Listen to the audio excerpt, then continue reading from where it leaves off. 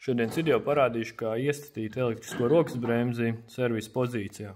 Tad ejam uz 53. bloku, ejam iekšā Basic Settings un izvēlamies Start Lining Change modu. Spiežam Go un dzirdam, kā supports tiek attīts. Kādu brītiņu jāuzgaida, kamēr supports aiziet līdz galējai pozīcijai. Dzirdam, ka skaņa pazuda, kā arī mums parādās uzraksts Not running. Tad, kad esam samainījuši bremžu diskus, klučus, tad atkal ejam rokas bremzes vadības blokā, ejam bāzes iestatījumos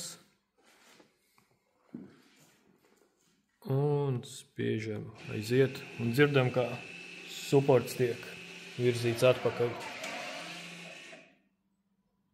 Supports ir ievirzīts, redzam, ka procedūra ir pabeigta, kā arī panelī vairs mums nemirgo rokas bremzes simboliņš un pati poga arī nemirgo. Tās liecina par to, kā mums supports ir atpakaļ ievirzīts.